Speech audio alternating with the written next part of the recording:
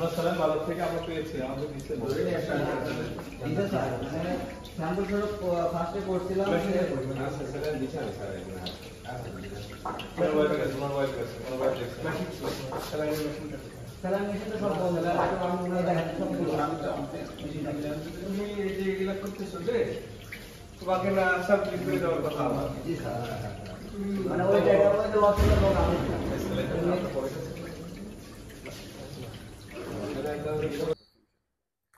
আমরা আজকে সকাল থেকেই আমরা অভিযান শুরু করেছি এবং বিএসটিআর অ্যাসিস্ট্যান্ট ডিরেক্টর মহোদয় আমাদের সাথে আছেন। আমরা আজকে প্রথমে শুরু করি হোসেন ফুড অ্যান্ড প্রোডাক্টে। হোসেন ফুড প্রোডাক্টে আমরা যে দেখি ওখানে টেস্টি স্যালাইন নামে যে স্যালাইনগুলো ব্যবহৃত হচ্ছে ওগুলো আসলে স্যালাইন না, এবং তিনি ওরাল স্যালাইন যেগুলো ওষুধ প্রশাসনের অনুমোদন দরকার ছিল সেগুলো না নিয়ে তিনি হিউজ প্রোডাকশন তিনি শুরু করেছেন। এবং কতগুলো আরও প্রোডাক্ট আছে যেমন ফুড অ্যান্ড বেভারেজের, যেগুলো আমরা বিএসটি অনুমোদিত না, যেগুলো প্রত্যেকটা আসলে বিএসটি অথবা ওষুধ প্রশাসনের অনুমোদন দরকার, সেগুলোর কোনোটাই তার নেই। এবং সেগুলোর জন্য আমরা তার প্রচুর ফয়েল ওগুলো আমরা নষ্ট করেছি। এবং পাশাপাশি আমরা আজকে লাভলি ফুড অ্যান্ড প্রোডাক্টে এসেছি।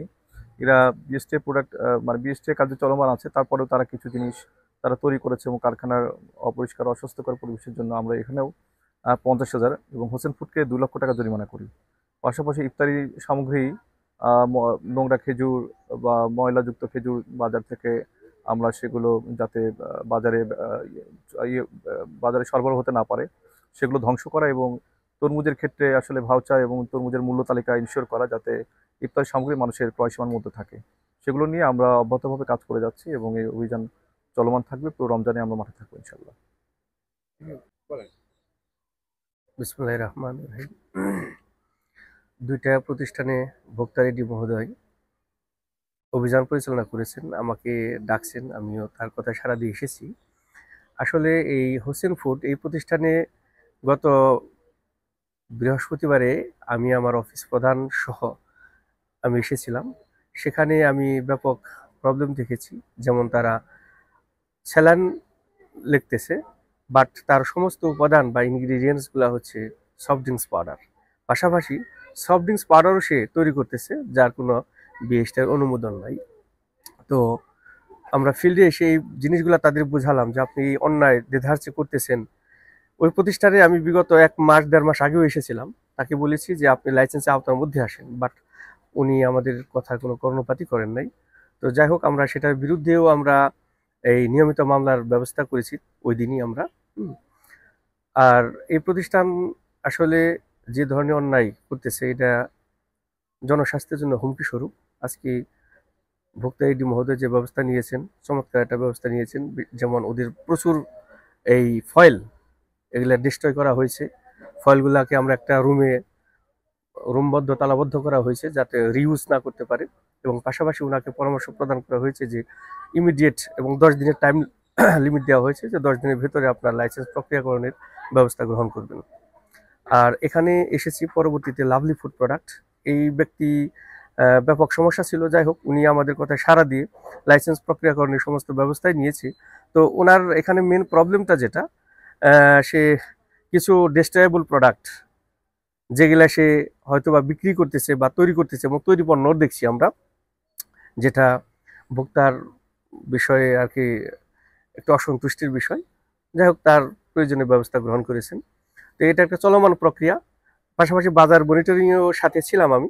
চলমান প্রক্রিয়া, আমরা যাতে জনসাধারণ ন্যায্য মূল্যে এবং ভালো প্রোডাক্টটা পেতে পারে আমাদের কার্যক্রম অব্যাহত থাকবে ইনশাল্লাহ।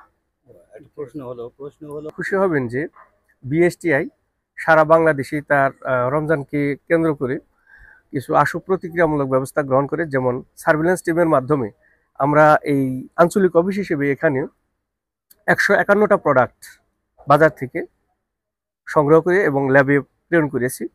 তন্মধ্যে আমরা এখন পর্যন্ত 80টি টেস্ট রিপোর্ট পেয়েছি। 80টার ভেতরে 2টা পণ্য সফট ড্রিঙ্কস পাউডার, এই যেটা এই স্যালাইন নামে অভিহিত আসলে সফট ড্রিঙ্কস পাউডার, সেই 2টা প্রতিষ্ঠানের স্যাম্পল ফেল গিয়েছে এবং সেটা পাবনারই। হ্যাঁ, এই 2টাকে আমি সুপারিশ লেটার প্রদান করেছি। পাশাপাশি বন্ধের প্রক্রিয়াকরণ চলতেছে আর কি। তো শুধু সফট ড্রিঙ্কস পাউডার না, আপনি ঘিয়ের কথা বললেন, বেশ, আমি ঘিয়ের নমুনাও প্রেরণ করেছি প্রায় 25টার মতো। 25টার মতো ঘিয়ের নমুনা আমি পাঠিয়েছি। তো ঘিয়ের বিষয়টা দেখা গেল যে অ্যাডাল্টারেশনের বিষয় আছে।